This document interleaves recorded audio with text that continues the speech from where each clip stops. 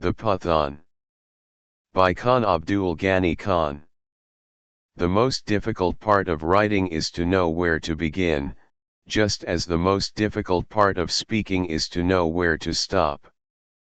Nothing is more irritating than a blank sheet of paper staring stupidly into your face when you are bursting to write but cannot make up your mind how to set about it. I want to talk about the Pathans, the people I love, which makes my task harder than ever. I want you to like them as I do. But the Pathan is not easy to love. He takes a lot of knowing. His is a most complicated simplicity. I want to bring him down from the peaks of Khyber and the fields of Hasnagar face to face with you in his tom clothes and grass shoes, his eyes full of manliness, laughter, and the devil, and his head full of a childish and noble pride, the chief camouflage he uses to hide his poverty and want. Yes, I want to bring him to you and make him talk to you of his struggle and his dreams, of love and feuds, his field and his watchtower, his new rifle and his old wife. The undertaking, you will admit, is difficult. No wonder I did not know where to begin. But I have a scheme. I shall make him sing his love songs to you, so that you may feel the throb of his heart. He will tell you a Pathan fairy tale so that you may listen to what he tells his child. He will tell you a story of an incident in his village so that you may see how he lives. He will talk to you about the moon so that you may know how he loves. He will talk to you about his customs so that you may understand his laws. He will talk of dacoities, raids and duels so that you may know the power that drives him. He will talk to you of priests and magic and charms so that you may know the darkness in his heart.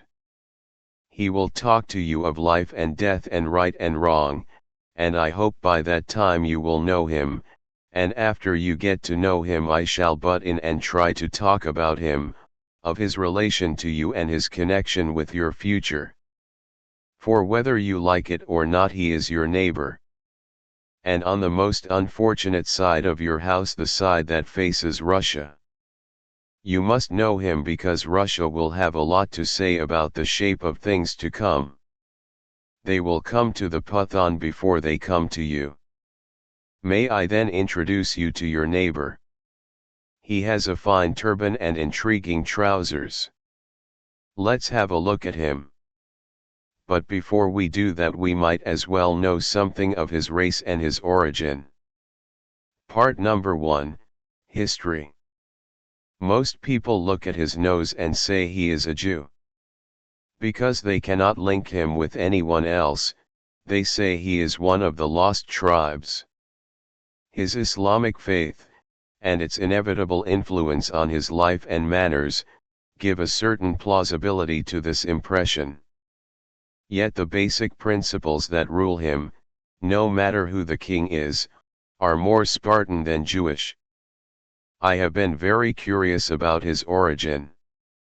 The oldest writer I could consult about him is that charming old humbug, Herodotus, who believed all that he heard, and wrote all that he believed.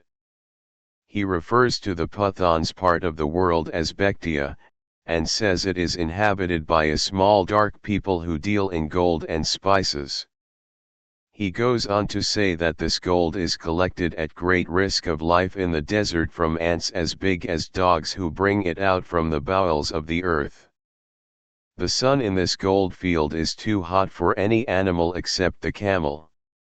So when the ants, who are supposed to indulge in road and town building only at night, retire from the sun into their holes, the Bektians rush in on their camels and collect the gold and gallop back to get out of the home of those man-eating ants before sunset.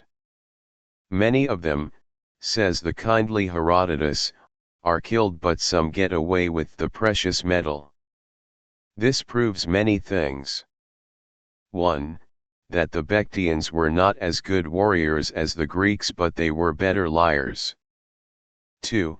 that the world had a system of trade rights and monopoly even in the time of Alexander. 3. That this is the only argument in favor of the theory that then the Pathans might have been Jews. 4. That dear old Herodotus is perfectly truthful and has therefore recorded the greatest number of lies. The world has always had clever liars and saintly Herodotuses who believed them. It also proves that the people who now inhabit the vague Bactria of Herodotus, he is poor in geography, all gossips are, and the old Greek is a delightful old gossip with a solemnity that makes you laugh and a skin that makes you wonder, are neither small nor dark nor clever monopoly traders.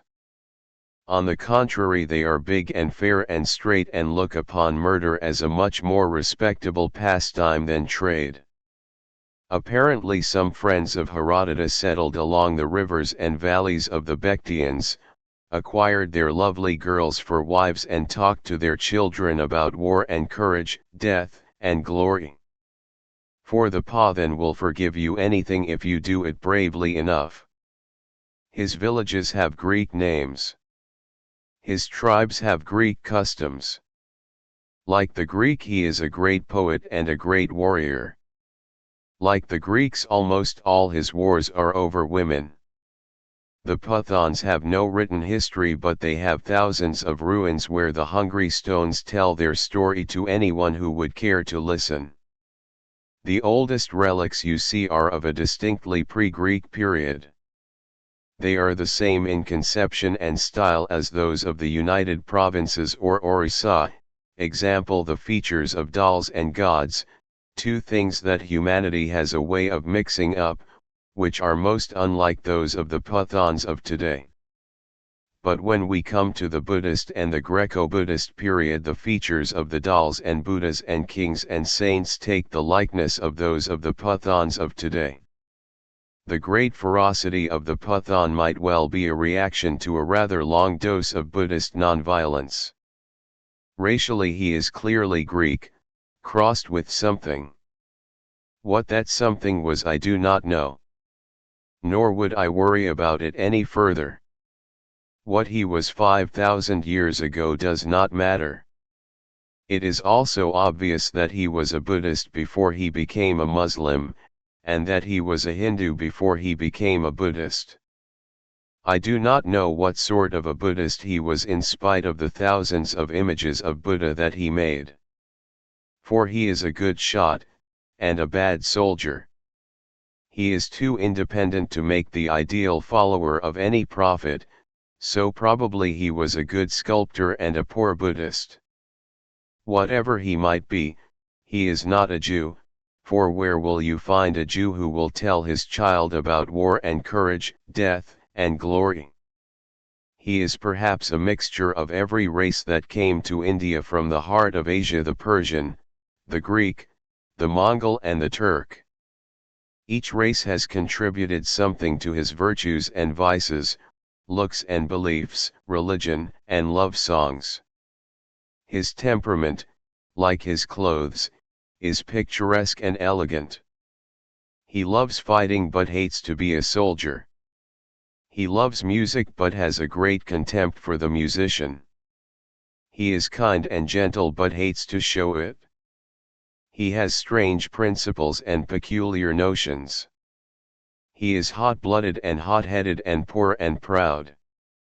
If that is what you call a Jew, then he is certainly a Jew, nose and all. The best course would be to forget how it all started and look upon what he really is today. Neither a Jew nor a Greek, but a temperamental neighbor who might become a loving friend, or a deadly enemy. He knows no happy medium, that is his greatest virtue and his greatest drawback. Part number 2, Folk Songs. The folk songs of a nation are its spiritual self-portraits, provided the race is primitive enough to be honest. It is easy to be honest in feeling one cannot help it, but extremely difficult to be so in the expression of it, especially as men become civilized. When custom begins to dictate to instinct, when the eyes look more at the listeners than at the face of the beloved, that is the time when convention overcomes music, ethics overcome passion, and desire is substituted for love. So if you find the Pathan folk songs too brutal and naked and direct, do not forget that he lives a straight and primitive life in a lonely valley or a small village, and is too busy worrying about the next thing to shoot, to find time to be civilized. Let us go to his valley in dir. There he is walking towards us, of medium height and sensitive build. He has long locks, neatly oiled and combed, wrapped in a red silk kerchief which is twisted round the head like the crown of Caesar. He wears a flower in his hair and collyrium in his eye. His lips are dyed red with walnut bark. He carries his sitar in his hand and his rifle at his shoulder. You would think he is very effeminate until you looked at his eyes. They are clear, manly, and bold. They do not know fear, and won't live long enough to know death. He pays the most lavish price for these made-up eyes and painted lips. This son of the bravest tribe of the Pathans never takes cover in a fight and always laughs and sings when he is frightened. He will soon die fighting, a man as brave and strong and handsome as he, for he knows only how to love and laugh and fight and nothing else. He is taught nothing else. Let us listen to his song. Oh, the flowers are lined in your hair. And your eyes, oh my beloved, are like the flowers of Narcissus. Oh my priceless rare treasure. Oh my life, oh my soul. Oh my little mountain poppy. You are my morning star. You the flower on the slope. You the white snow on the peak.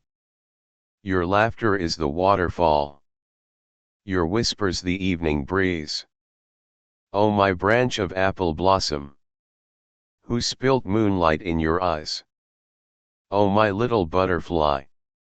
Come and live in my heart. And down from the field by the riverside comes the clear sweet voice of a girl which says, apparently to the trees in her father's field, oh my lover, build a hut on the peak of Ilium, and I will come dancing to it, like a golden partridge. That is how it starts. Then the boy goes and tells someone to tell his parents. And suppose everyone agrees and everything is all right, which it seldom is, then the mother fixes a date to fetch the golden partridge. The girls of the boy's family are on the way in their best clothes, and an overdose of makeup in honor of the bride. Two white hands with henna-red palms strike up the cymbal, the giggles subside, and the song begins. Oh, the groom is tall as a pine. And the bride is a bush of roses. On her head is a golden shawl. On her chin is a beauty spot. She is dressed in clothes that are old and torn.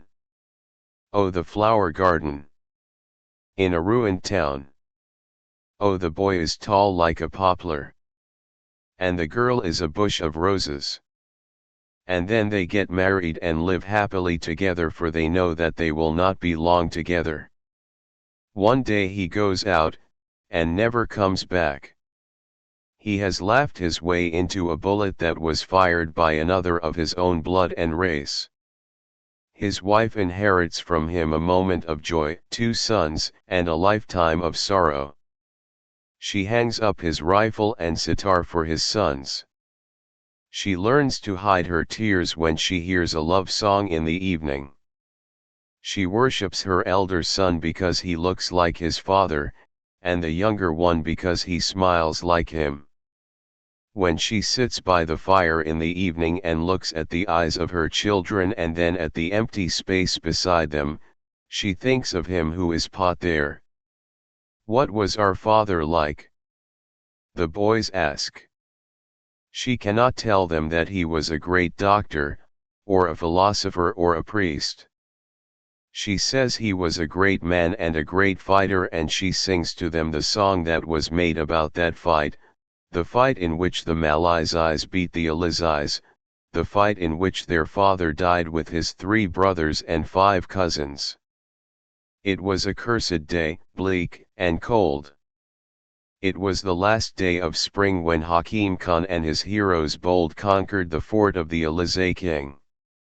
A messenger came and rushed through the tribe, from village to village, from house to house, and called to fight, and glory and death, the men and youths of Malays.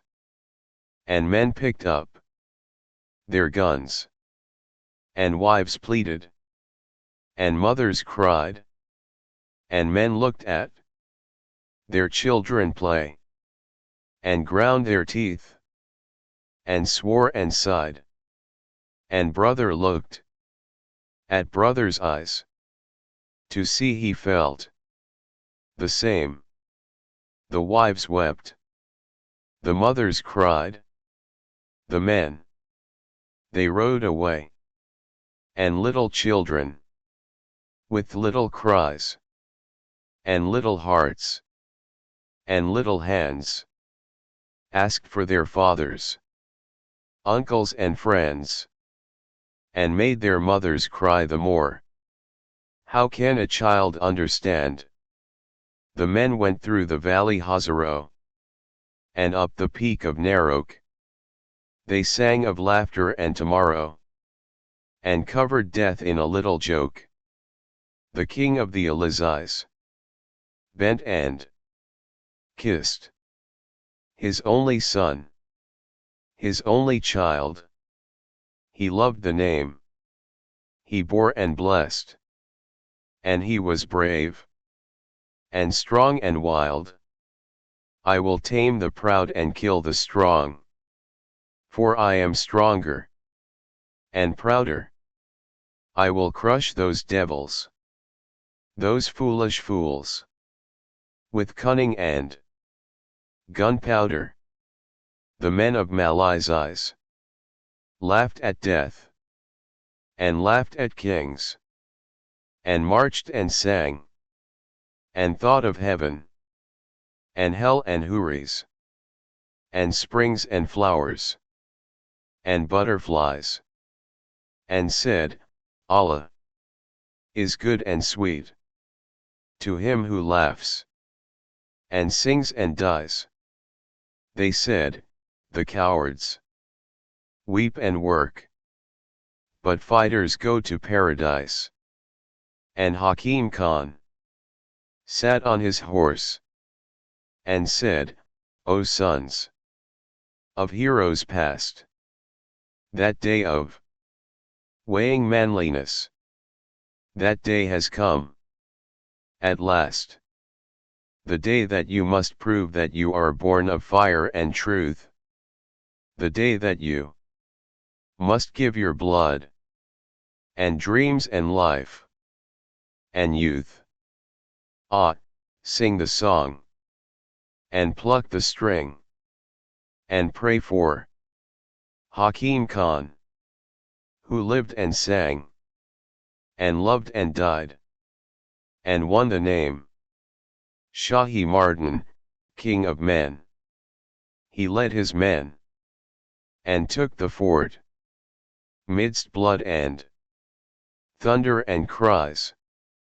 He killed the king, and burnt the town, and married his 14 wives, and 700 funerals went, and each a friend, and each a man, and 700 children ran to see and love and leave the man who brought them song and laughter, to think of life and song and death, to know the ever after. The Pathan has a tender heart but tries to hide it under a rough and gruff exterior. he is too good a fighter to leave his weakest part uncovered. Don't be so sweet, he says, that people may swallow you up, nor so bitter that people may spit you out. So he covers his sweetness with bitterness, self-preservation pure and simple. His violent nature, strong body, and tender heart make a very unstable combination for living but an ideal one for poetry and color. He keeps a rough face because he does not want you to see his soft eyes. He would rather you thought he was a rogue than let you see him weep his eyes out for his wife. His father and mother try to inure him to the hardness of their own lives. The eyes of the dove are lovely, they tell him, but the air is made for the hawk. So cover your dove-like eyes and grow claws. He becomes a hawk. But sometimes in the evening he forgets life and its hardship and begins to coo like a dove. Oh, the flowers with human beauty!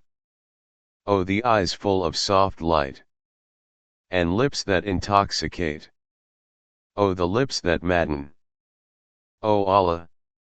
You gave beauty, the light and song of your being, and gave my beloved in place of laughter a garden of white and red flowers. You gave love the strength of the ocean, and the heart of a king. Why did you give music the sound, the color, and the soothing softness of prayer? And you gave me a world of sorrows and longings, and filled my heart with tenderness, ecstasy and wonder. And then gave her dreamy eyes, full of beauty and comfort, sometimes flooded with moonlight, sometimes shaded with the evening dusk, sometimes brimming with hopes and dreams, compassionate and loving, kind, and proud. O Allah of hell and judgment and pain! O Allah of curling locks and pure pearls and purer song! O Allah of love and beauty and youth and madness! O Allah of the love of the butterfly and the dreams of the flower! O maker of the narcissus, the poppy, and the rose! O maker of Nazim, and kisses and music! Why did you make from beauty this city of dust? And why did you give the beloved the light and song of your being? Poor Pathan! He cannot understand what his priest tells him in the light of what his heart tells him. I have given you the meaning of his folk songs but not their rhythm and flow, their most important elements. You cannot understand a folk song by reading it, you must hear and see it. You cannot understand velvet from a description of it. You must touch it with your fingers and rub it against your cheek in order to know the deep and subtle shades of softness that go to make it. Therefore, if you really want to hear and know a Pathan folk song, go to the bank of one of his many rivers, preferably in the evening when the girls go to fetch their water and the youths hover around to get their daily dose of hope and longing, the only wine the Pathan drinks. I promised you folk songs and gave you a very amateurish ordinary love story instead, that is primitive enough to end in marriage and children. I am sorry, but that is just like a Pathan. He cannot think of love without marriage. If he does, he pays for it with his life, and therefore all his love poetry is about those who dared it. Society all the world over will hound you for breaking a convention and worship you for daring to do so. Man has a way of worshipping the breaker of idols while posing as a great devotee of the temple. The Pathan may shoot the lover of his daughter, but he will sing to the glory of love. A strange attitude, you will admit. No stranger than yours when you would hang a thief and admire a merchant. Man has a way of hanging Christ and asking Pilate to dinner. But whenever he wants to sing, it is of Christ, not of Pilate. There are no love songs about the law. No poet has ever dedicated a song to the mother of his 10 children. The Pathan feels just the same as you. He cannot afford that expensive luxury, the prison, but he can afford a cartridge. The feeling is the same in both cases, only his expression is stronger because he is stronger and poorer. He cannot give Pilate a gin rickety, so he gives him a bite of melon. That is all. But when he sings of love, his eyes grow soft and dreamy as yours do, for love and dreams are as universal as measles and fairies. Part number 4, An Incident. The evenings in the Peshawar Valley in the winter are long and dark and intimate. They are cold and bleak and full of whispers. Therefore one loves to sit by a long fire, look into the flames and mix up dreams with realities. It was a cold winter night and I was sitting by a crackling fire, alone as usual.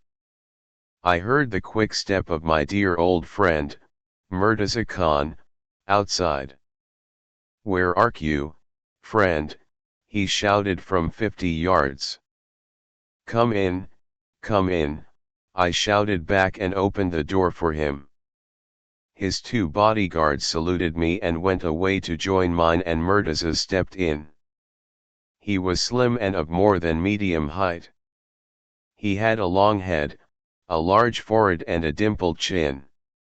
What you noticed at once was his thin determined mouth, shrewd suspicious eyes, a very lumpy intellectual head and the revolver slung round his shoulder.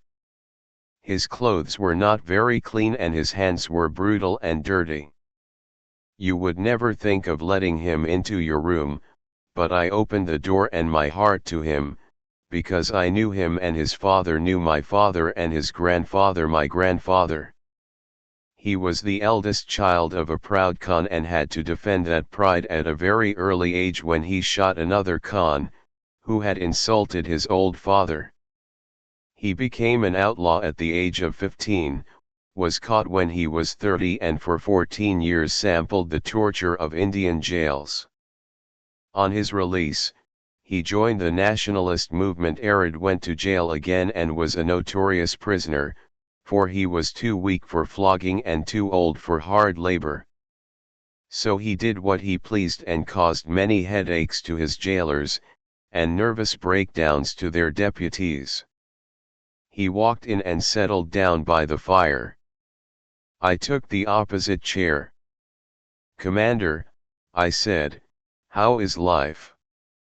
We always called him Commander because he was a red shirt, Kuday Khidmatgar, commander in 1930. He looked long into the fire and said he was growing too old to know about life. I looked at his suspicious eyes. They were dreamy and straight. They had accepted me as a friend and had dropped their suspicion.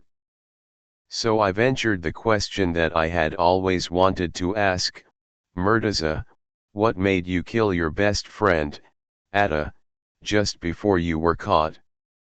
He looked deeply into my eyes to reassure himself, then looked back into the fire and said, "It was my uncle, the one I hated and still do. You see, I had been an outlaw for 12 years. I had a band of brave followers who robbed people on the roads and in the villages and brought me their booty, because I insured them against starvation and lack of ammunition. I was therefore the pet of my ambitious uncle. He feasted me and supported me, and I intimidated his powerful rivals for him. I added to his importance in the eyes of the English rulers, and to his striking power in the minds of the other Khans.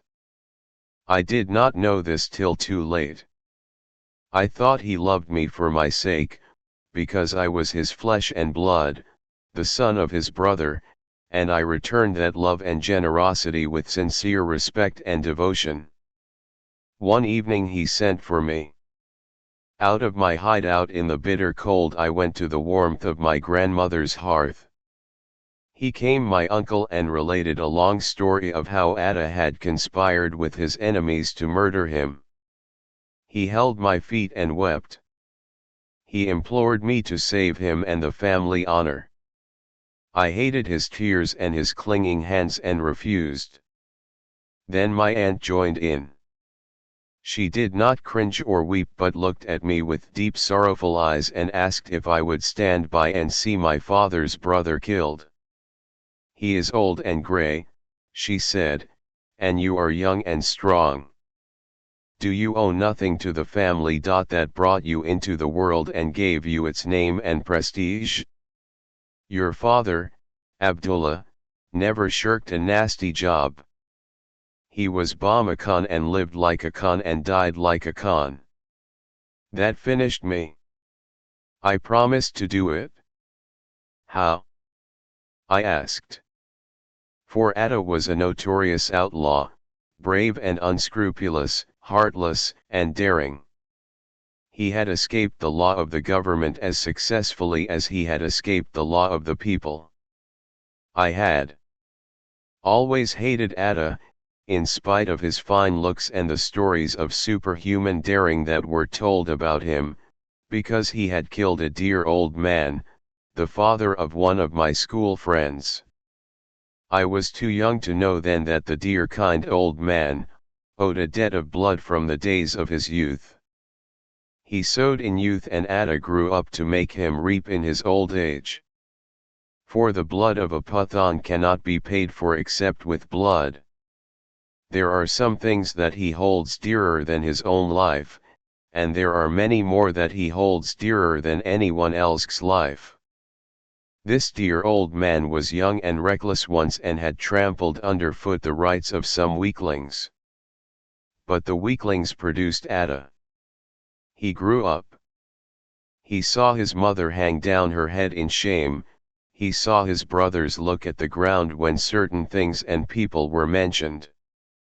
He understood that he must kill the dear old man or hang down his head in shame like his mother and look at the ground like his brothers. He was too young, too handsome, and too strong for shame. So he picked up his gun and blasted that shame out of this world and thus established his right to be taken notice of and respected. But I hated him for it. Because I did not know the history of the old man. I only knew his grey beard and kindness, only the kind beautiful wife in his house and the circumstances that led to her being his wife. All men admire an outlaw, and if he is brave and handsome, they are likely to forgive him anything. Atta was handsome and undoubtedly brave. The old condemned him, but the young idolized him. Then one day he was found dead near my grandfather's watermill. The whole village flocked to see him. So did I. I was only 12 years old then. As soon as he was dead, people remembered all his crimes and gave the place of honor to Murtaza who had killed him.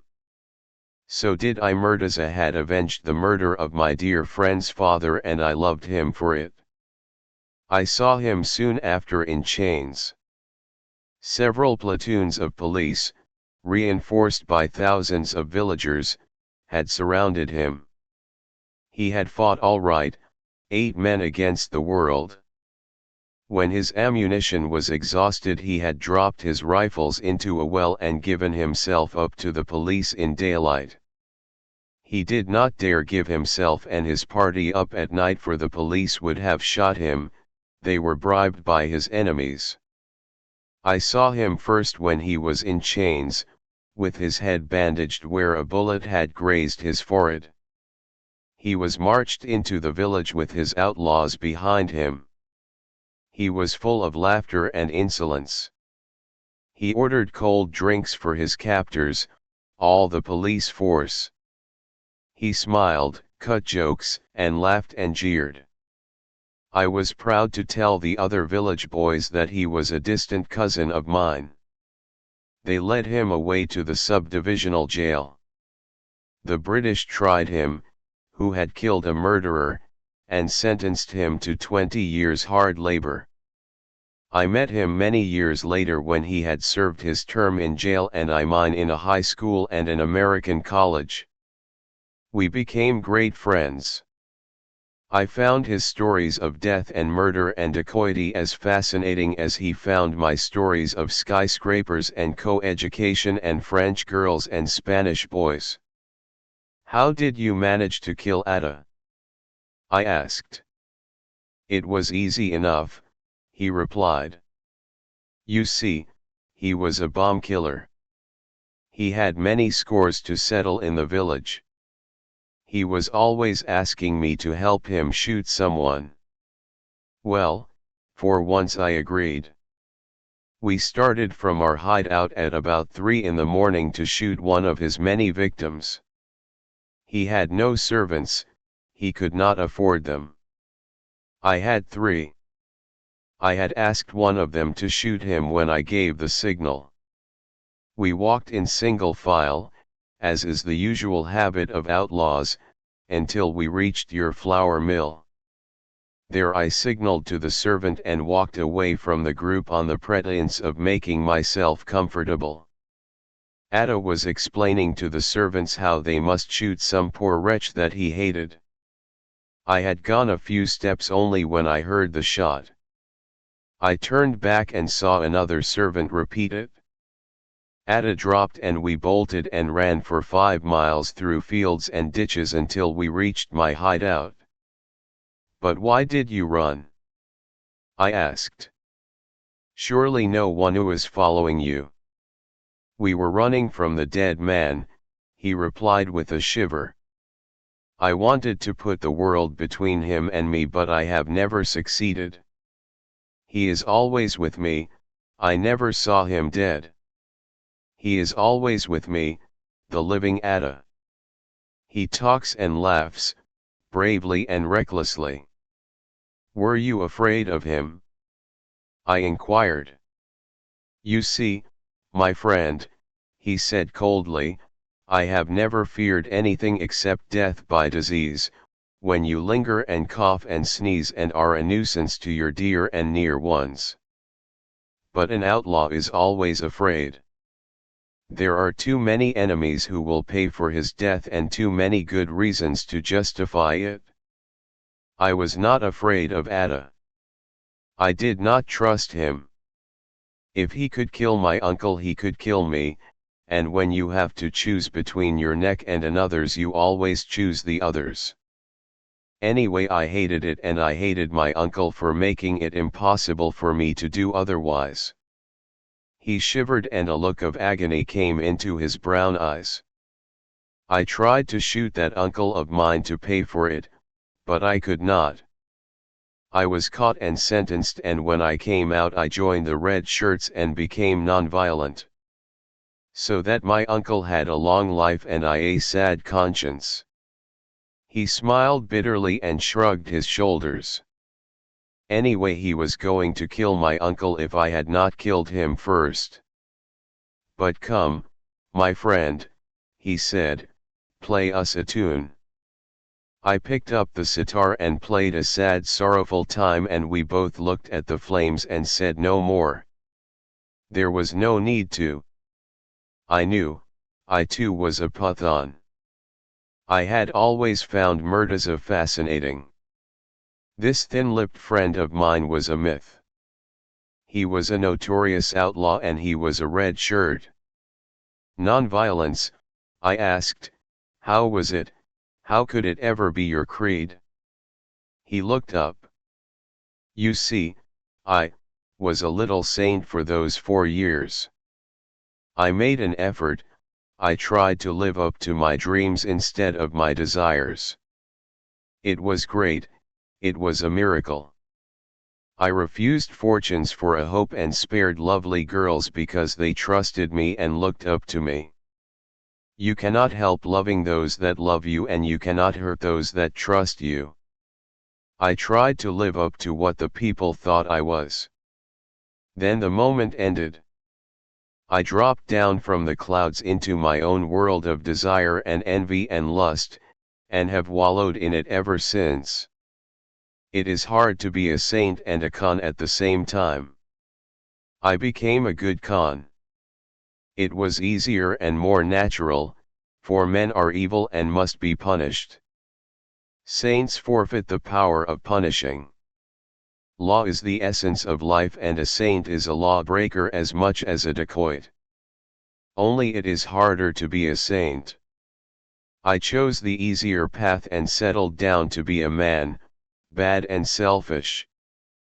I found my blood warmer than my brain, and customs harder to break than hearts, and ideals harder to live up to than life. Nature is merciless and does not indulge in ideals. Life is hard and plain and rugged. The dove is lovely to look at and coos soothingly, but the hawk and his claws are more alive. I chose to be a hawk because I was bomb one. And if the doves do not like it, they can lump it. For the world is not full of butterflies. And the golden eagle is respected more than the humming bird. I looked at his thin lips and agreed. Murtaza had been a hunted outlaw too long to understand doves and sunsets and rainbows. Part number 5. A Fairy Tale. In the days of old there was a handsome young prince who ruled the many tribes of Kalun as all his forefathers had done before him. He was married to the most beautiful princess on earth. She was gentle and delicate like the perfume of a rosebud. Her body was frail and her lips were small. She had long, slim, helpless fingers and a deep soothing soft voice. But what made her the most beautiful princess on earth were her eyes. They were large and luminous, the moods of her soul and the colors of her world passed through them in a continuous dance, graceful and warm. Now their shadow would deepen to 100 deep purples, reds and golds, and the prince felt as when he listened to the soft notes of a sad, distant melody.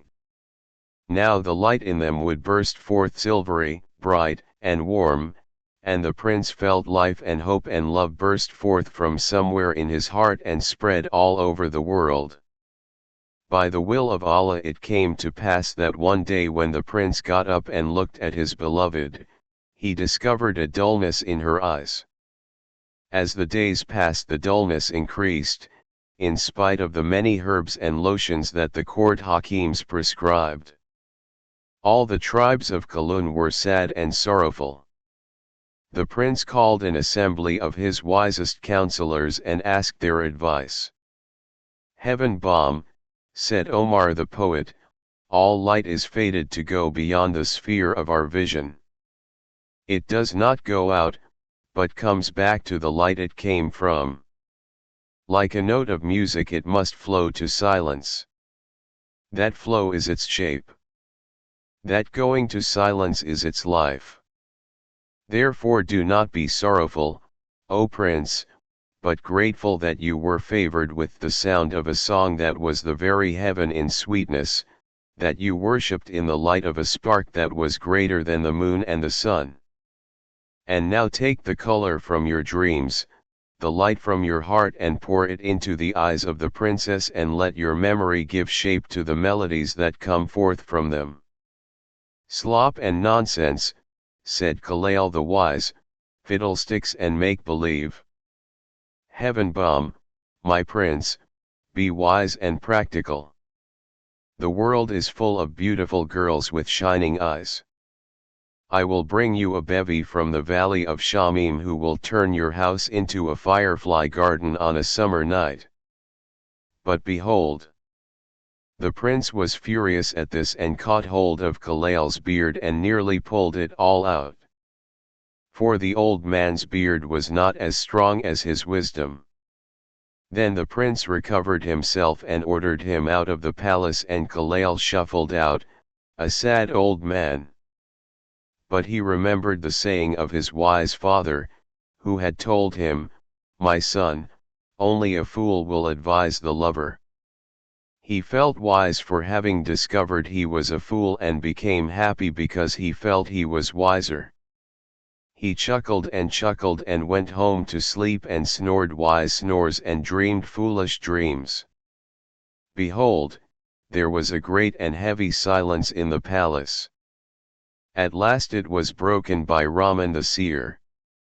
"My beloved prince," said he in his deep rich voice, "heed my words, because it is not I who speak. In the mountains beyond the river to the east of Cologne lives a man whom the world calls a beggar. But he has in his heart a pool of something that will cure any ailment, for it has conquered time and death. Go find him, O prince, ask for the magic liquid and put a drop in each eye of your princess. They will shine lovelier, brighter, and dreamier than ever." The prince smiled with joy and hope, and all the wise men heaved a sigh of relief and told one another what a truly great seer Raman was, and, absent-mindedly stroked their long beards. So by the grace of Allah the prince collected all his people and dogs and hunters and hakims and searched until they found the beggarman. "What have you in your heart?" asked the prince. "Love and laughter," laughed the beggarman. "Could you give me 2 drops of it for my princess?" the prince asked. "Yes," laughed the beggarman, "if you would pay the price for it, O prince." "Name it, O beggar," said the prince. "Your kingdom for the drop of laughter and your pride for the drop of love," laughed the beggarman. Said the prince, frowning. "My kingdom indeed." "Beggarman, this kingdom has been given to me by the great Allah, who very mercifully has also given me some powers with it. Since you have been so unloving to your prince and so stingy to your princess, I deem you unfit to hold such a treasure and confiscate the whole lot in the name of the law and the people."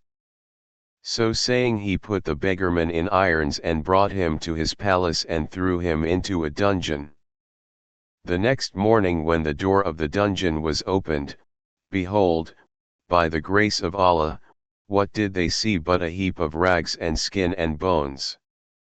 The beggarman had gone and taken his love and laughter with him. On the wall he had written a message for the prince. "Oh, my great prince, that which is under your law I leave behind for your law to deal with." When the prince saw this, he was very angry, for he was never defeated before.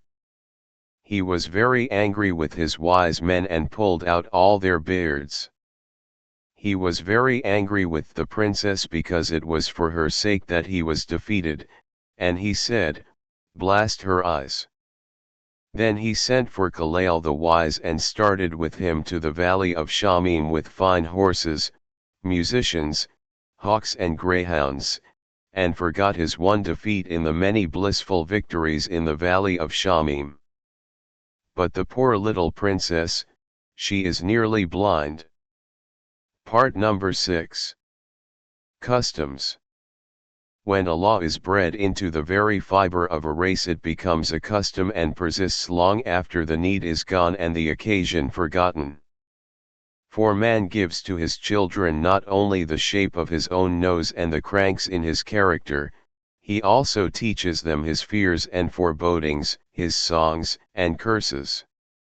He molds his child as nearly as he can to his own shape. The civilized man does it through his schools and books, the press and platform. He is not ashamed to use a little gunpowder and occasionally the hanging block to drive home some of his points. Civilization is a continuous surrender of individual perfections to mass imperfection. Civilization is not built on the songs of Don Juans but on the solid and pious resolutions of respectable middle-aged old husbands.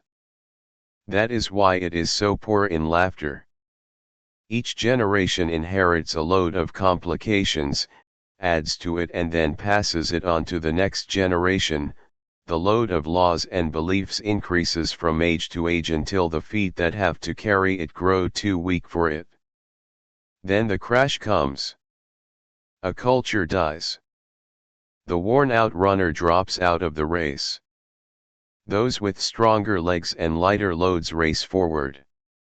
Customs are subtle chains with which the primitive man tries to keep intact the pattern of his society. They are his school and radio, prime minister and preacher.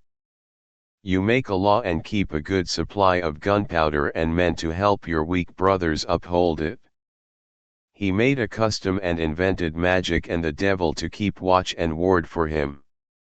There is absolutely no difference between your law and his custom in object and purpose. Your wise judges wear the same serious expression as his high priest, indeed they even wear his costume. Your laws are as stupid to him as his customs are to you. You can tie a knot in a silk thread as well as you can in a thick rope. He used a thin simple thread and you used a complicated thick rope. He did not need the thick rope any more than he had any necessity for your elaborate city drainage system. The interesting point is the knot. It is the same in both cases. Some say it was tied by fools to strangle the wise. Some say it was tied by the wise to help the fools. Be that as it may, the knot is there. A pathetic and heroic effort on the part of man to instill into his child's eyes his dreams and fears and follies. You call it law and keep it in big books. He calls it custom and keeps it in his wife's treasure chest. You have to be either a judge or a criminal to know your law. He knows his customs before he knows how to eat. It is bred in him. It is mixed in his bones and works in his liver. He does not have to go to a learned man in a wig to know the law against which he sinned. He knows it as soon as he does it. He is his own judge and jailer. His ancestors have seen to it that it is so. Now let us examine a few Pathan customs and try to see what they are driving at. For customs are the only tools with which primitive man carves the shape of his culture. It is a stroke of the brush in the hands of man the artist. It is not a stroke of lightning. It has a purpose, a will and a definite meaning, however awkward the shape. Let us take one of his most violent customs, which prescribes death for elopement or adultery. This ancient principle is active and living in the blood of the Pathan even today. It reacts violently when it clashes with the loose and generous ethics of the British-made law. The Pathan will shoot the seducer of his sister and walk proudly to the British-made gallows for it. The law is made for the cold English sister and the detached English brother. The Pathan is short of girls and generous of emotions. He must breed well if he is to breed fighters. The potential mother of the man of tomorrow is the greatest treasure of the tribe and is guarded jealously. This primitive custom is also useful for weeding out the oversexed. It is a subtle system of selective breeding. But does the Pathan realize any of these things when he lifts his rifle to shoot the culprit? He does not. He is mad with anger. He must shoot, there is no alternative. If he does not, his brothers will look down upon him, his father will sneer at him, his sister will avoid his eyes, his wife will be insolent and his friends will cut him dead. It is easier to be misunderstood by a judge who does not speak his language and be hanged by a law that does not understand his life. He does his duty by his people. He will play true to his blood even if he breaks his heart and neck into the bargain. He will walk to the gallows with proud steps with his hands covered with the blood of his wife or sister. And the admiring eyes of his people will follow him as they always do those who pay with their life for a principle. Hero, shout the Pathans. Murderer, says the judge. And I have never been able to find out who is right. This very custom when given a chance to act alone works perfectly. In the tribal area where nearly 4 million people live without law courts, policemen, judges and hangmen, you seldom hear of adultery or murder. Elopements are rare. For the risk is great and the price heavy for rare lips and beautiful eyes. If the culprits get married, the hunt is slackened, the boy is made to pay damages in the form of giving away 2 or 3 girls to the family from which he stole one. But he won't live long if he deceives her or deserts her. The whole tribe of the girl will hunt him down and his own will refuse to protect him. Custom does not allow protection to a breaker of custom. He stands alone and must pay the price. Even his friends will avoid the funeral. It is hard and brutal, but it works. After all, you cannot use a dog leash to tame a wolf. There is another point. The Pathan has no hospitals or doctors. And it is established that the most horrible diseases are given by man to woman and woman to man. Syphilis, for example. The Pathan knew no cure for it, so he took the most drastic preventive measure. Death to him who dares to risk the health of his tribe. It is treachery and sabotage which you also punish with death. The knot is the same though the thread is different. The Pathan has thousands of customs for death, birth, marriage, love, hate and war. To try to count them or even to attempt a very sketchy portrait of their purpose and function is impossible. They are neither good nor bad, for they depend on time, place, and circumstance. But this can be said about all of them, that they are an attempt to hold and preserve a standard of value and way of life that has given the world a great fighter and a poor soldier. For many of the customs of the Pathans are older than their Greek soldier fathers. But they also have many customs and traditions which give a picture of the system of thinking and living that produced the wild Alexander and his conquering army. When the Pathan is a child, his mother tells him, "The coward dies but his shrieks live long after," and so he learns not to shriek. He is shown dozens of things dearer than life so that he will not mind either dying or killing. He is forbidden colorful clothes or exotic music, for they weaken the arm and soften the eye. He is taught to look at the hawk and forget the nightingale. He is asked to kill his beloved to save the soul of her children. It is a perpetual surrender and eternal giving up of man to man and to their wise follies. You and I do the same every day. In this age of vote and democracy, Don Juan is hopelessly outnumbered. The respectable, the wise, and the aged make the laws and the customs to mold to a pattern the youth and rebellion of life. An artist mingles many strokes and shades to create an impression, a musician many tunes to create a single song. The color that does not mix, the note that is out of harmony, must go though the going be hard. Customs and laws save man from what is too good for him and from what is too bad for him. They maintain a standard and knock out those who are too big for it as readily as those who are too small for it. His customs are as good as your laws and as bad. Both are intolerant of rebels and both depend for their growth on those who are big enough to break them. Such is life. Part number 7. Moonbeams. Silence. When silence is overcome by love, it turns into a song. When a song becomes obstinate, it turns into noise.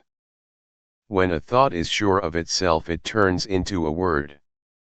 When a word feels like dancing, it turns into music, and when music goes a dreaming, it turns into silence. Silence is the beginning, silence the end. Fate. Fate may be likened to the keys on a musical instrument. They arrest the asterisk hum 5 of a string and give it variety, life, form, and feeling. like the crystal that takes the white light of the sun and breaks it into myriad shades and colors. Life without facts is like a sound without notes. Monotony is eternity. The saint. The biggest fool in the world is also the biggest saint in the world.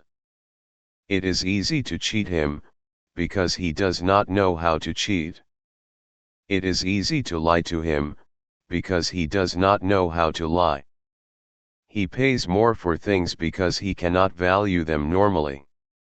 He would give the world for a thing for which the wise would not pay 8 apnas. He would not pay 8 annas for a thing for which the wise would give the world. He would lose a great opportunity just to see if he dared, and laugh at death just to spite it. He is insolent to the strong and kind to the weak. He loves his brother and is honest with his wife. He is the greatest fool in the world. He prefers flowers to potatoes and interesting beggars to dull kings. He likes to live for a dream and not for the royal banquet. He would rather think than eat. He would rather dance than think. He would rather sleep and snore than sit up and be polite to his rich mother-in-law.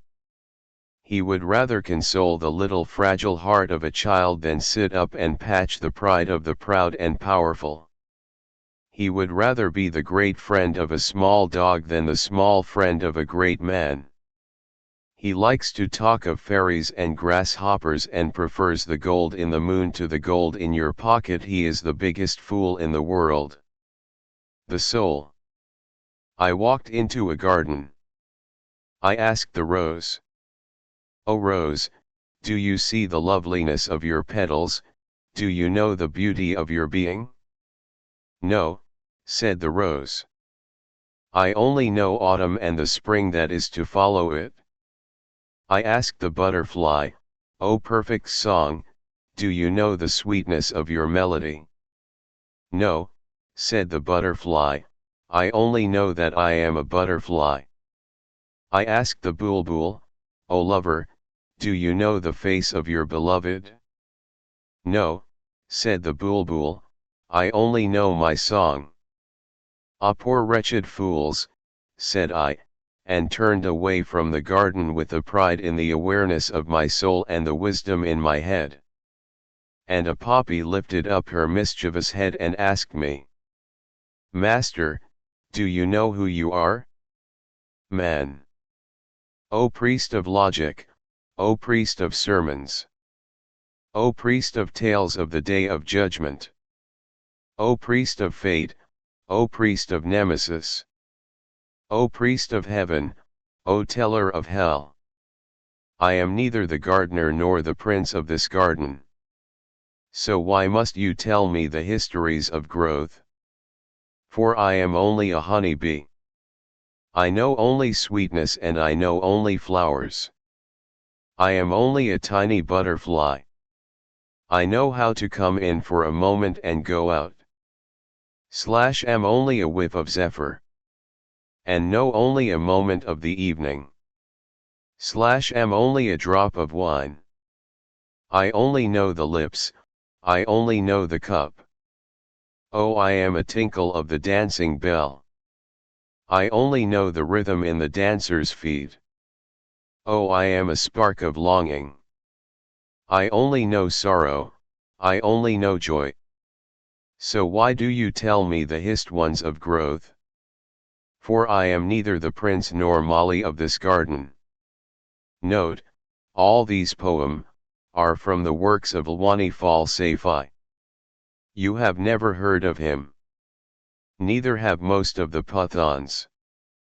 He is a young Pathan poet who has published nothing though he has written much. Part number 8. Priest, Magic and Charms Ltd. Meher, my tenant, was not handsome to look at. He had green eyes set in a broad Mongolian face, which was dark and pock-marked. He had powerful shoulders and a deep chest. His limbs were magnificent, his strength like a bull's, but he had a way of looking at things through the comber of his shifty eyes that always succeeded in irritating and annoying me.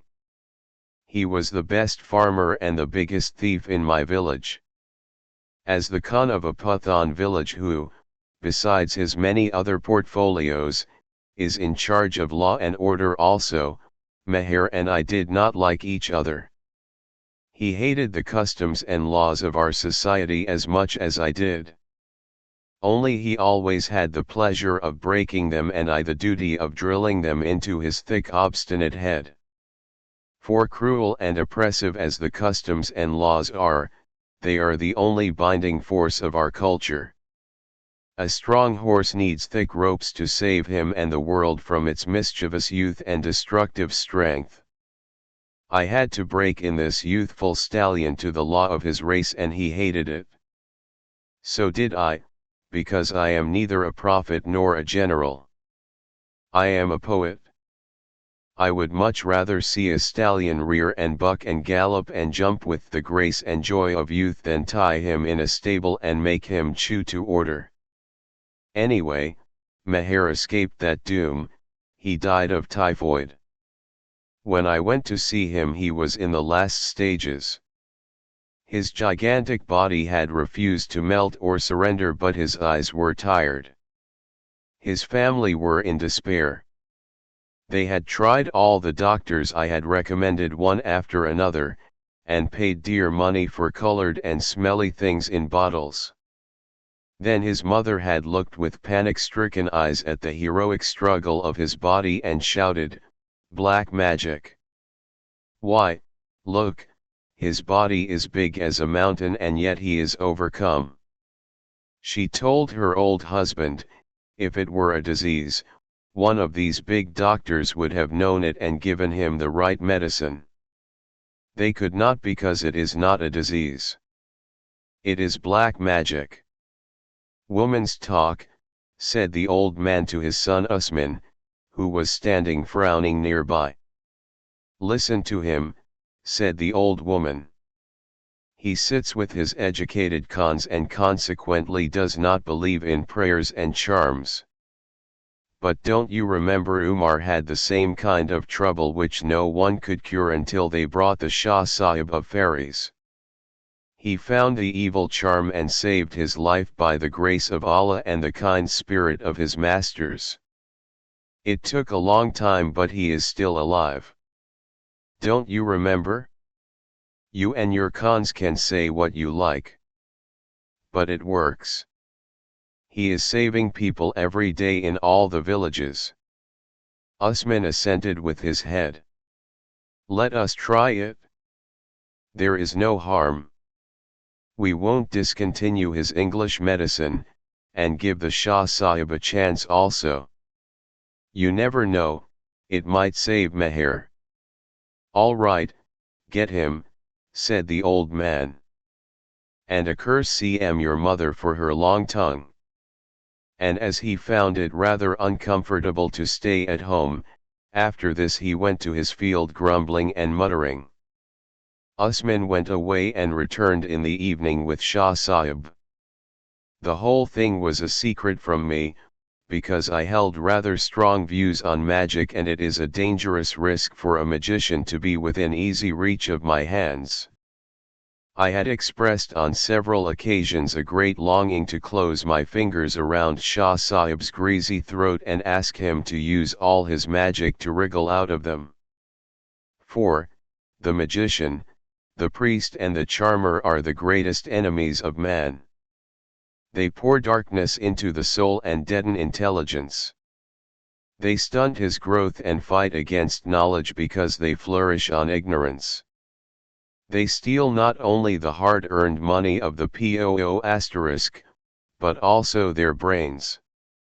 They lead him into darkness in the name of light and make him worship the devil in the name of God.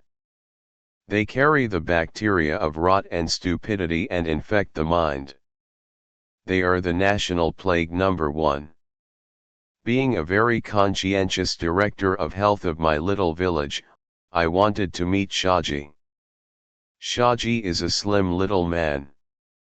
there is a look of genteel breeding and refinement about his face. His delicate grey beard is neatly combed. His long grey locks are oiled and curly. He wears the white turban of the priest and is dressed in dignified white robes to suggest purity.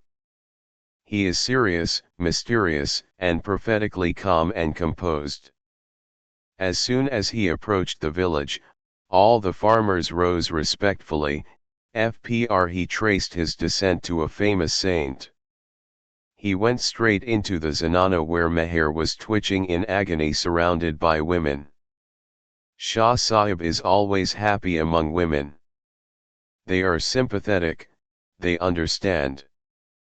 He looked at Meher's eyes.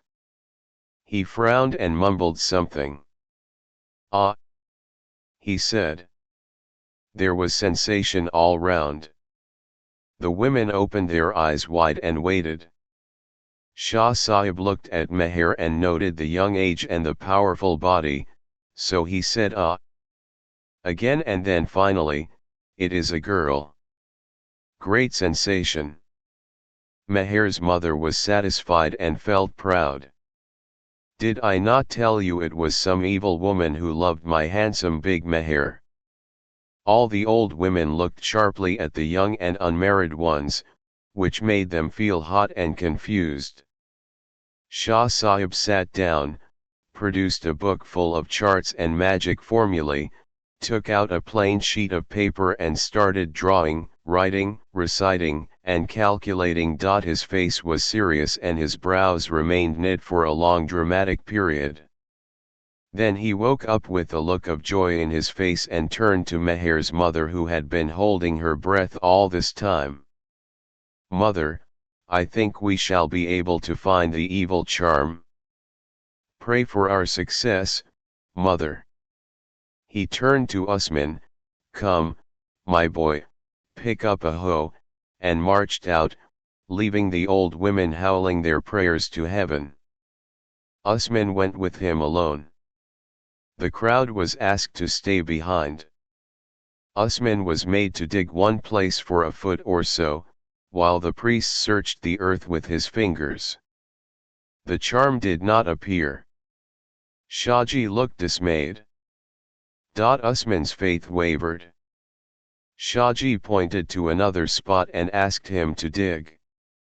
After he had dug for about 10 minutes, Shahji got up from the pit and began to look for another spot. Usman lost more faith. He looked hurt and angry. He dug away furiously. Shah Sahib came back sadly and motioned him to stop. Feigning a sad surprise at his own failure, he said, "Well, I don't understand it." "Usman, you search the dug-up earth this time, while I try to find another place." "Curse the evil girl." As Usman turned up the earth, he came upon a tin bottle about 2 inches long, a convenient size for the pocket as well as the palm. "Holy Father," he shouted, "here it is." His eyes were blazing. He had recovered his faith. He signaled to the villagers and shouted to his brothers. They all came rushing and surrounded them. Shah Sahib took off the lid from the bottle. Inside was a neatly made cloth doll. He pulled it out, and examined it. "Oh, cursed woman," he said, "poor Meher, look at these pins stuck into the charmed doll. Each one is like a sword in Meher's side." Great sensation.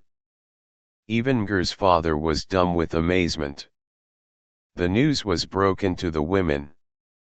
They were duly mystified and overjoyed. Shahji removed the pins and burnt the doll in their presence. He mumbled prayers from the Quran and blew them into Meher's face, and after blessing the crowd and threatening dire revenge on the unknown girl, took his leave. Meher's mother touched his feet and kissed his hands with thankful tears streaming down her face. After he had gone out, she shouted to Usman to serve Shah Sahib tea and cream, and come back. While Shah Sahib was basking in the warmth of the villagers' respect and admiration, Usman went to his mother. She took out a bundle of dirty old notes, their only family saving of years of toil. "Give it to Shah Sahib as a thanksgiving." "But mother," protested Usman, "this will buy us a good bullock." "Is a bullock better than meher?"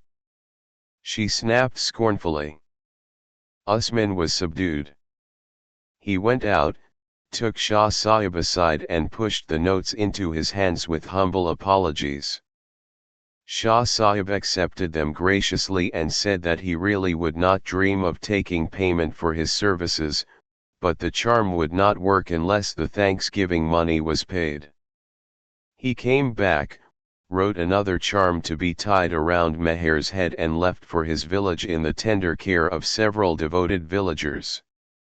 Meher died the next morning. I paid his funeral expenses. His father borrowed from me to pay the priests who said prayers over the grave. He sold his bullocks to pay for the food which his friends and relations ate when they came to condole. I am still looking for Shah Sahib. If one of these days you hear that Khan Abdul Ghani Khan is charged for murder, you will know I have met him. Part number 9. Revenge. Sher Khan was the son of a weak, pious Khan, who shared a fraction of a village with his many powerful cousins. They all wrestled with one another for power, but no one bothered Sher's father. Being a weakling in #this world, he was full of ambitions for the next. He wore priestly clothes, exchanged his revolver for a string of rosary beads, and deserted the bachelor's house, Hajira, for the mosque. He mixed up hopelessly his fear of his cousins with his fear of the Lord. The little coward tried to be a big saint and consequently lost his sense of humor. He preached against snuff and smoke, wore an impressive beard and never smiled. He mistook a bad liver for a good soul and his poor wife paid for it. Sher, the child of this pulpy jellyfish, was a mountain of strength, the picture of the longings of a strong woman married to a weak man. His father did not dare spank him even when he was very small. At 19 he was big and powerful and insolent and proud. He treated his weak old father with contempt and his tough little mother with indifference, yet they both worshipped him. His father saw in him all that he found missing in himself. Domineering power, commanding pride, a pleasant face and dancing eyes. His mother found his commanding tone a refreshing change from the irritable winnings of his father. They both worshipped him. He treated them both like dirt under his feet. But the young men of his village he treated with great love and devotion. He ate with them, slept with them and gambled with them. He knew how to make them worship him, and he also knew how to use that worship. No one was quicker to see these qualities than his uncle Daler Khan. Daler Khan was a bullying, domineering old scoundrel, with a big good-natured face and small elephant eyes. He was a great eater and a great hunter and always in debt. He was generous and hospitable and had a thundering big laugh with which he welcomed and flattered you. A lovable old scoundrel who hated his weak/saintly brother because he always took care to remind/him of death and the devil. No good heart man wishes to be reminded of them. Daler Khan found his brother's attitude vicious, revengeful, and narrow, and/not it was specially invented to torture him. He h/d-hounded his brother out of the village and playground into the mosque. Daler Khan was the undisputed Khan of the village, his brother the undisputed saint. Daler hunted and sang and feasted his friends. His brother prayed and gambled and preached little virtues in big words. It was a satisfactory arrangement, until something happened to upset it. Dalaire's cousin Kurban Khan arrived in the next village after finishing a term of life imprisonment for a murder that he had not committed. He was a notorious fighter all the same, and the villagers talked of nothing but his deeds of reckless courage and extraordinary fairness. In one of these fights Kurban had shot Dalaire's father, his own uncle, in the leg. The old man had forgiven him, because it was obviously a mistake, but tradition had not. The blood was there, shrieking for revenge, his blood, his father's blood. Kurban, having served 14 years of hard labor, thought he had paid for all his sins. He came out of prison a clean, honest man full of goodwill and compassion. The villagers had flocked to him hoping to see a hero, and had found a man, straight and humble, kind and well-bred. They thought of the things of utter recklessness that he had done, and looked at his soft humorous eyes and loved him. The attendance at Dalaire's house dwindled and at Kurban's increased. Dataire spent lavishly, hunted madly, entertained royally, and borrowed thoughtlessly, but still it was Kurban who attracted all those he wanted. He sat at his dastarkhan from day to day, watched people eat his roasted sheep, and knew that they were there for the sheep and not for him. Not one of them was worth the food he ate. Yet at Kurban's table, where the food was simple and plain, the guests were strong and faithful, and the servants brave and honest. Dalaire grew to hate the smiling face and simple generosity of Kurban, for they spelled his doom. Then Sher grew up, strong and proud and handsome. Dalaire Khan looked into his grey-blue eyes and shivered. He listened to the lusty young voices singing in his hajira, and heard the cough of croaking old throats in his own. He felt his pistol and looked at his little son of 5. He looked into his little face grimly and said, "Dilaver, my boy, you must be the Khan of this village, even if I pay for it with my soul." The next day he brought Sher to lunch and gave him a revolver as a present, the best present you can give any Pathan.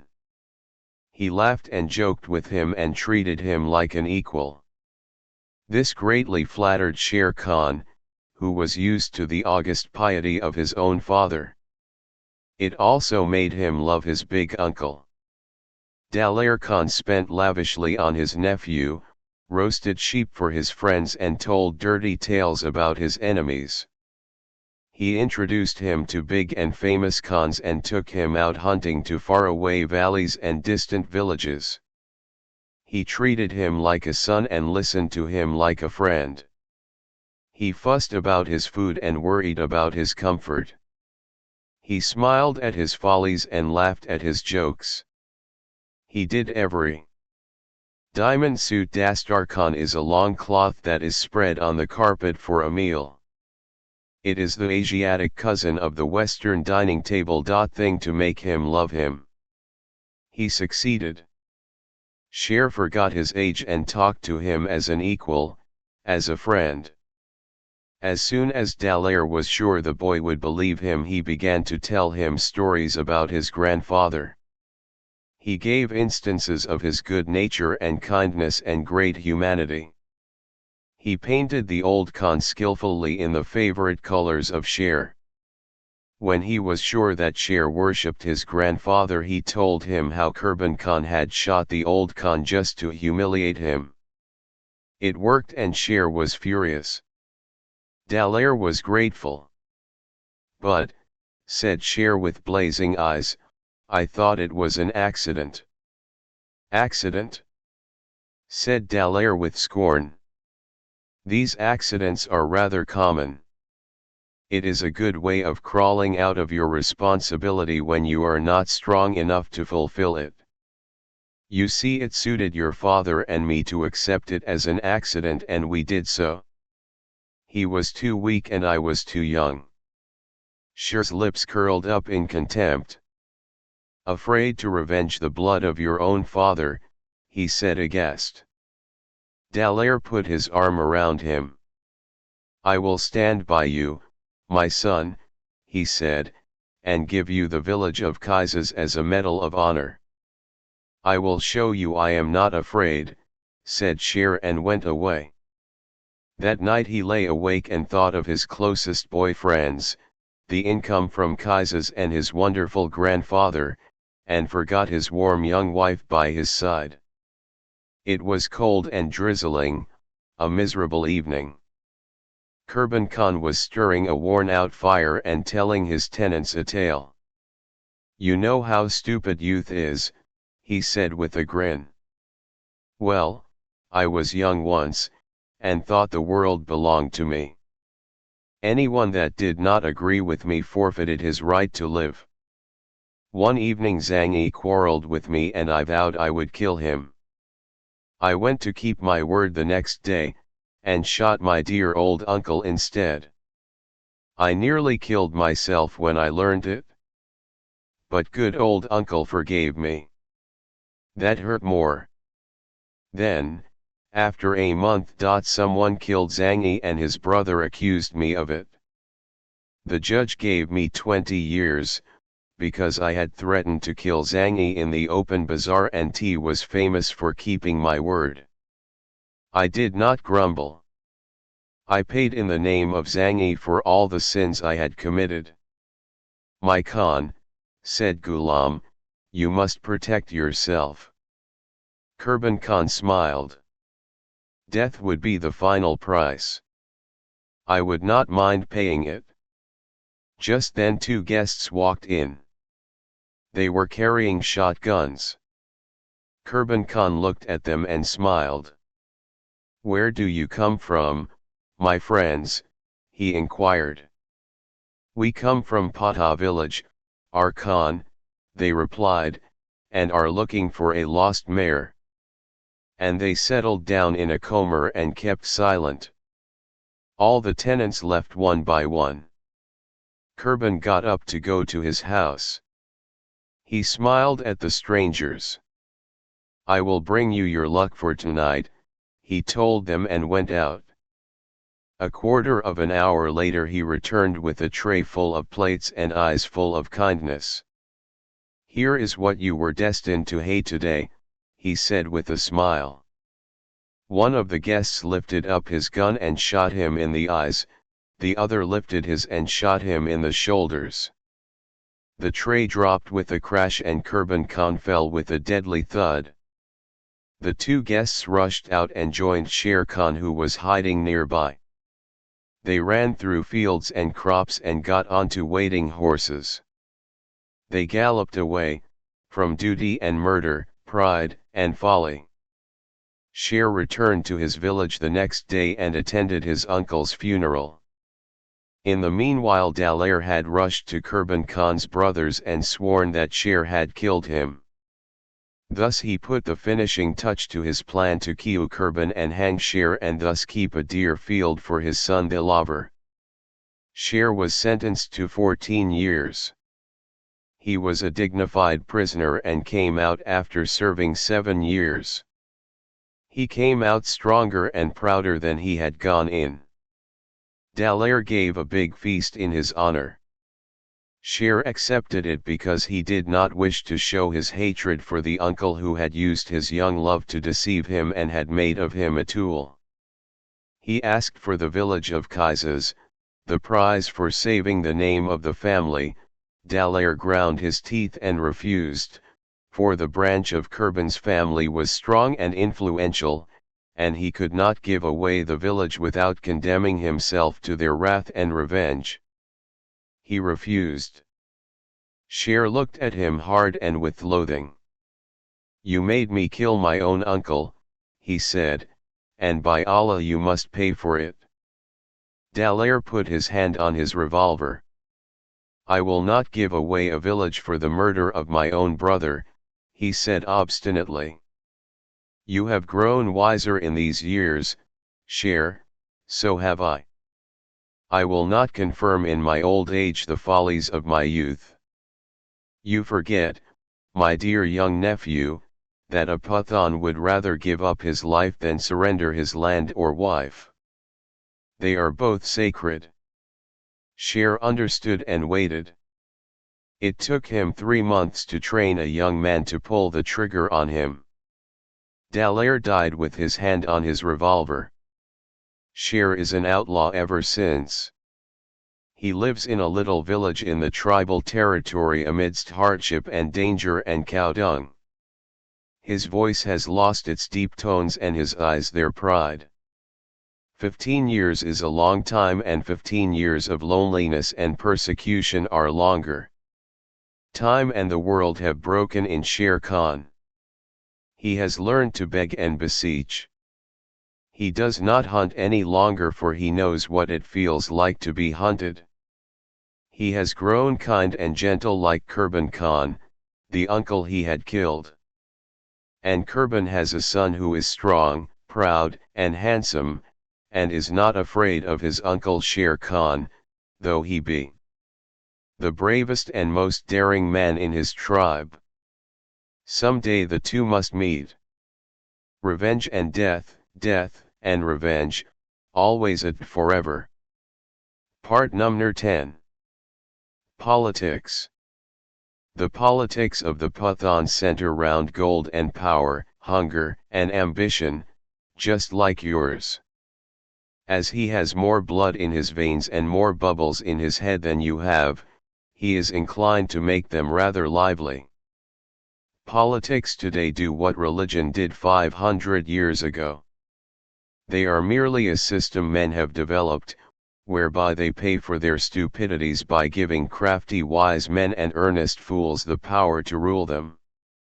For every man must rule or be ruled.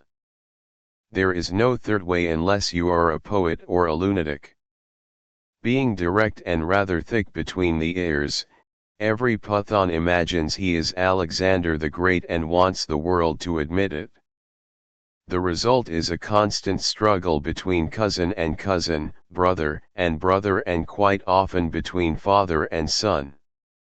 This has proved his sole undoing through the ages.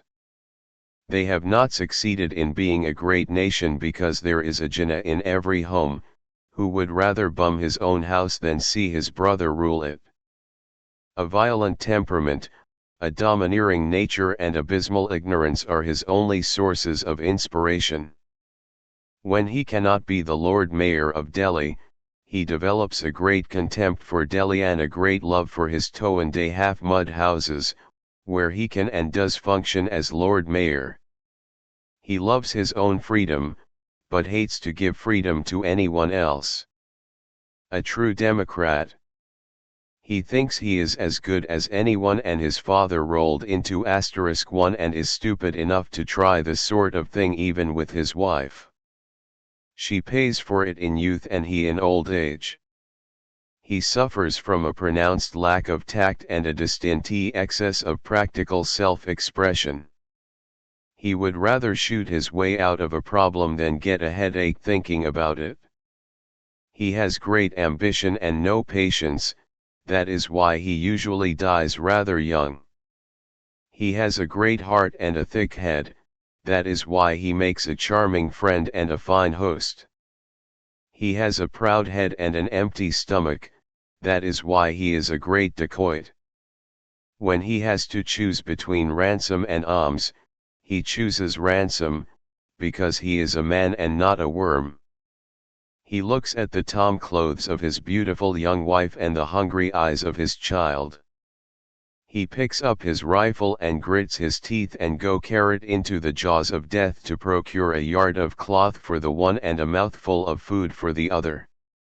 When a social system fails to provide for his dear ones, he tramples it down under his grass sandals. When a political arrangement decides to starve him and overfeed another, he shoots holes into it. That is a quality in him which I admire. He would rather steal than beg. So would I.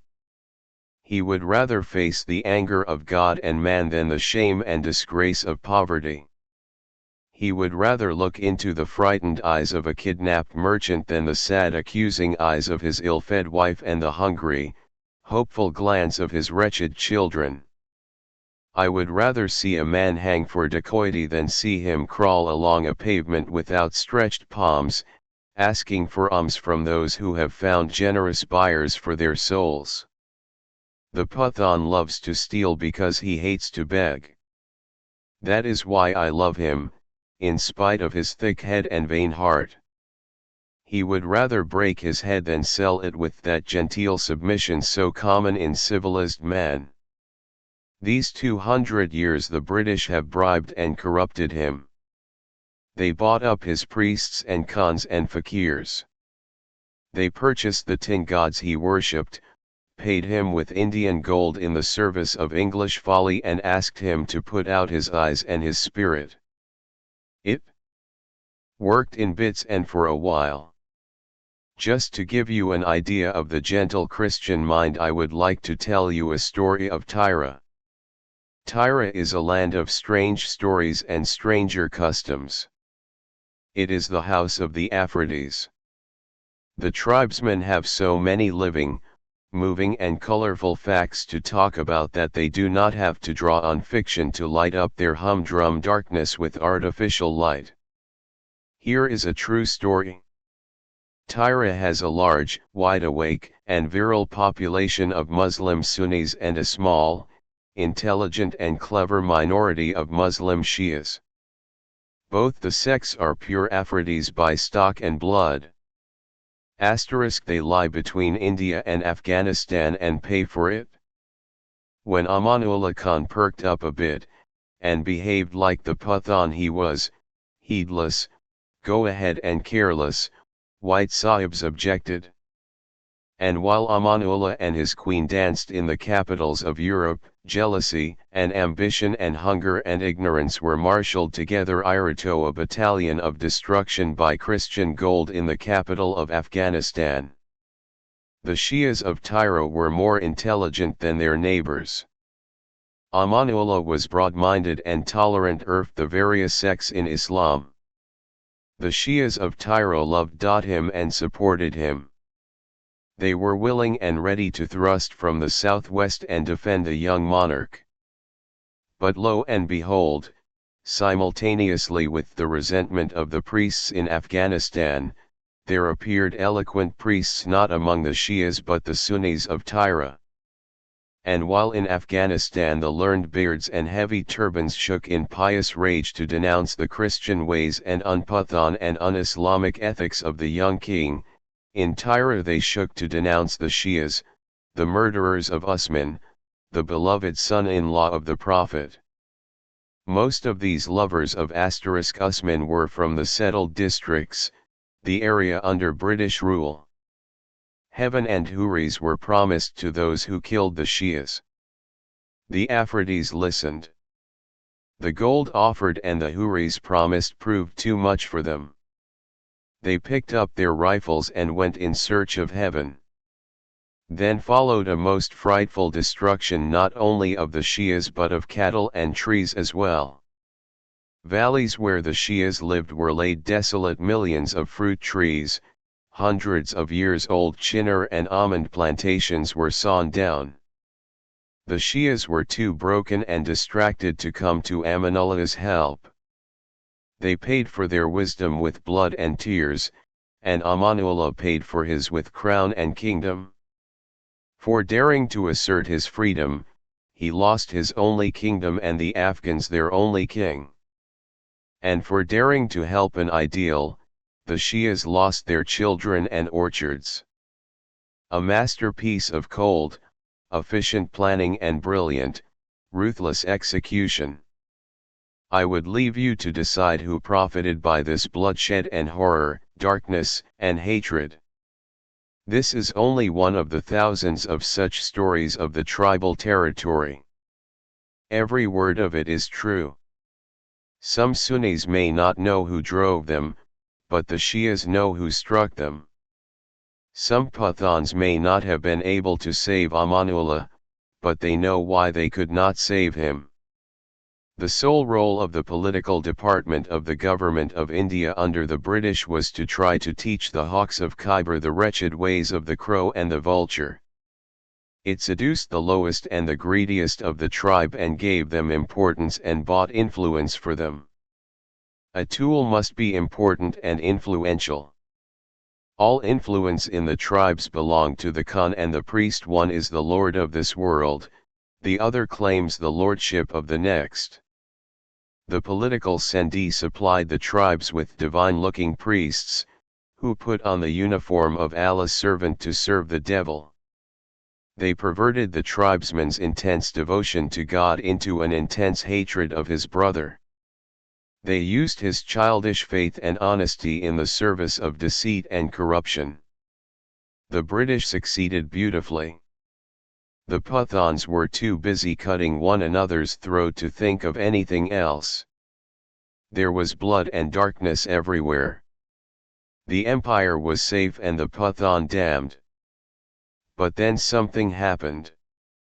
To know what that something was, we must leave the tribesmen and their hills and come down into the rich valleys of the so-called settled area, the northwest frontier province, for it was in a little village in the prosperous Peshawar Valley that the first Khuday Khidmatgar was bombed. He was the fifth child of a tall, beautiful, blue-eyed woman and an honest and sturdy blue-blooded old Khan. His father, Biram Khan, had no feuds, a unique distinction for a Khan, because he had forgiven all his enemies. He never told a lie, he did not know how to. He liked the British who ruled him, though he could never remember their names. He loved horses but was a poor rider. He was optimistic to a fault and consequently possessed a fine sense of humor. He was painfully honest, therefore the people loved him. Biram Khan lived and farmed and laughed and cursed merrily up to a ripe old age.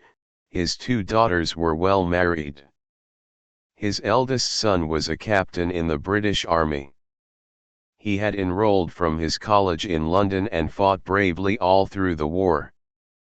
His younger son had refused a commission and taken to farming and religion. Biram Khan did not understand this sort of thing, but then he had given up trying to understand his younger son. Being the youngest child, he was his mother's pet. The boy was kind and clean and 6'3". He loved his old father and always gave strange, noble reasons for doing things. The old Khan forgave him everything, even refusing a commission in the army. Besides, his beautiful old mother supported the boy. She seemed to understand him better than he. She understood everything the child did. And if she said it was all right, it must be so. So Biram Khan gave him a village to manage, married him to the girl he wanted to marry, and hoped he would give up his strange notions and settle down. The young man adored his wife, a whimsical, lovable, generous creature, well-bred and from a fine old family. But still he wandered. He worshipped his children, 2 sons, but very often when he sat by the fire he would stop cuddling them and a faraway look would come into his eyes. His lovely wife knew these moods and hated them. For every woman likes to possess all of a man. She realized that there was something in this strong, handsome husband of hers that made him forget her beautiful eyes and the twitters of her children by the fireside. She did not live long to see those long silences and dark moods turn into strength and action. She died before she was 25. They covered her with flowers and took her to the burial ground in her wedding robe. She left behind 2 baby boys with a bewildered, terrified look in their eyes. They sensed the horror of death, though they did not understand or know what it meant. Abdul Ghaffar Khan's restlessness increased. The European war had brought to India a hypocritical promise of advance at its beginning and an influenza epidemic in the end. He left his children in the tender care of his old mother and drowned his sorrow in work and service. He had found his profession in life. He had found a new love his people. Pathans must be united, educated, reformed, and organized. He started to talk to them, to draw their attention to the misery and darkness of their lives. He tried to make the Pathan think. He succeeded rather too well for his own neck in the beginning. The simple Khans of Hashnagar collected to a big mosque and said he was their King Badshah. The local representatives of His Britannic Majesty lost their sense of humor, that wonderful English sense of humor that you always see in Punch but seldom in an Englishman's eyes. The assistant commissioner arrived with soldiers and artillery, surrounded the village, disarmed the inhabitants and fined them 65,000 rupees. He gave them a lecture in broken and ridiculous Pashto on the British might and carried away 60 respectable old Khans as hostages until the fine was paid. This crowd included Biram Khan, who was then about 75 years old and had been a confirmed and loyal friend of the British. The others too were as innocent of any serious rebellion as he was. But they all hated the insult. They resented their helplessness. They felt the bonds of slavery for the first time. Being Pathans, they did not try to clear the misunderstanding, anyway they were too angry to do anything except curse. They just grit their teeth, and told the Englishmen, "All right, if you think we are rebels, well then we are. You can do your worst and to hell with you." Abdul Ghaffar Khan narrowly escaped the gallows. This incident gave him his pet name Badshah Khan, which means the King Khan, the name by which the Pathans have since known him. Far from frightening him, it made him braver. It gave him a sympathetic following and a great name. Even old Biram Khan began to curse the English and liked his son for getting in their nerves. Then Badshah Khan opened a school. He made an association called Pathans Reformer. Its aims and objects were purely social. It was non-political and purely missionary. And yet he was arrested and sentenced to 3 years hard labor. When he pleaded with the rulers that education was no crime, that he was merely helping the government, the reply given was, "Yes. But if you are allowed to organize the Pathans for social reform, what is the guarantee that this organization will not be used against the government and its interest?" "You must trust me," said Badshah Khan. "No," said the High and Mighty. "You must apologize and give a security that you won't do it again and you will be set free." "Give a security that I will cease to love and serve my people?" asked Badshah Khan aghast, for he had read in a mission school and had many illusions about Christian justice and charity. "This is not service. It is rebellion," said the High and Mighty, more to ease his conscience than to instruct Badshah Khan. This magic sentence condemned Badshah Khan to 3 years of torture and entitled the High and Mighty to a higher grade of pay and a title next year. In the meanwhile the school flourished and the society remained organized and active. The 3 long years finished, Badshah Khan came out of jail, frail and worn out. But his spirit was like steel. His brown eyes were proud of their suffering and determined and cold. He put his arms around his motherless sons and caressed with trembling fingers their warm, excited cheeks. Biram Khan was in great good humor. He poured out tea to thousands of visitors and said little complimentary things about Englishmen and their grandmothers. Pathans by the thousand rushed to Badshah Khan to welcome him home. Boys looked at him with admiration, girls sang songs about him.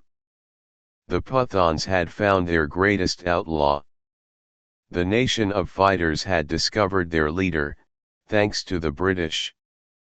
The British master was furious. How dare these damned Pathans worship that rebel? They must be taught a lesson soon, but before that this stupid big man must be removed at once. Badshah Khan was always an easy person to arrest and sentence because he was too big and too brave to use subterfuge and camouflage. He did everything in the open and dared the British and the devil to do what they could about it. They shut Hinai up in a prison again and hoped he would know which side his bread was buttered. He suffered the tortures of the damned solitary confinement, heavy chains on his hands and feet, dirt, and filth and lice and hunger, and most of all insults and kicks, jeers, and sneers from the lowest and the most loathsome of British lackeys. He ground his 40 pounds of calm daily with the hand mill and never complained. He was a model prisoner always. He never complained of the worms in his vegetables. He treated his captors with an aloof contempt that almost resembled respect. He was kind in spite of his strength and gentle even with his enemies. He forgave everything to everyone, and possessed unlimited patience.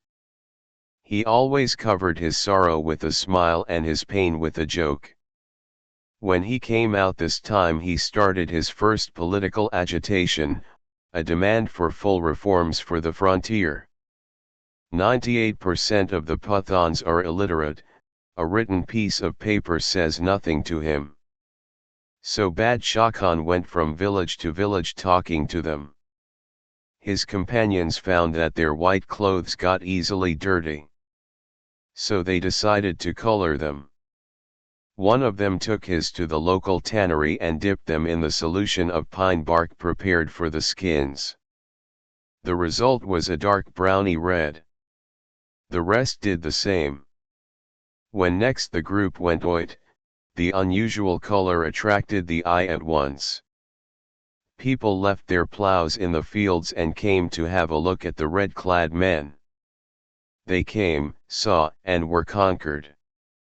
Badshah Khan adopted the color for his new workers, whom he called Khuday Khidmatgars. Their aim was freedom, their motto service. I have given you a rather long sketch of Badshah Khan because he really is the politics of the Pathan. He understands the Pathans and the Pathans understand him, and you cannot understand either unless you are a Badshah Khan is an old man now. He has a silvery white beard and long beautiful hands. When you see him next, look into his kind brown eyes and you will know more about Pathan politics than I could tell you in 1,000 chapters. For the holiest and the finest in a man is as inexpressible as stardust and moonlight. Love and kindness cannot be imprisoned in letters any more than in an English prison. Badshah Khan has discovered by practical experience that love can create more in a second than the atom bombs can destroy in a century, that the kindest strength is the greatest strength, that the only way to be brave is to be right, that a clean dream is dearer than life and the soft eyes of your children. These are the things he has taught the Pathan. Part number 11. Conclusion. I have come to the end of my story. I hope you enjoyed hearing it as much as I enjoyed telling it. Reading is the civilized form of listening, and writing a complicated way of talking. I have tried to tell you of my people. Not from a cold, unbiased, unprejudiced point of view, because I am not a stone, which is the only thing that may be described truthfully as unbiased. Thought is an expression of prejudice. Inspiration is above prejudice and therefore above thought. Prejudice and bias is mother's milk to man. The sooner you admit it the better. When I see a judge of the High Court, with his serious face and his noble wig, dispensing unbiased justice, I always want to laugh. No. I won't do that. I am a Pathan, must be honest, so I will frankly admit that I am prejudiced in favor of my people. Indeed, I would hate myself if I were Ned. I have given you my picture of them. How could I give any other? I love them in spite of their murders and cruelty, ignorance, and hunger. Because he kills for a principle and cares not who calls it murder. He is a great democrat. The Pathans, he says, are rain-sown wheat, they all came up on the same day, they are all the same. In our red shirt movement, when we put the pips of a general on the shoulder of a Pathan butcher or weaver, he grins, he does not blush. However dirty and coarse his hand, he will stretch it to a king for a handshake. However meager his meal, he will invite an emperor to share it. Look at the warmth in my eyes, he tells his guest, and not the hardness of the calm bread before you.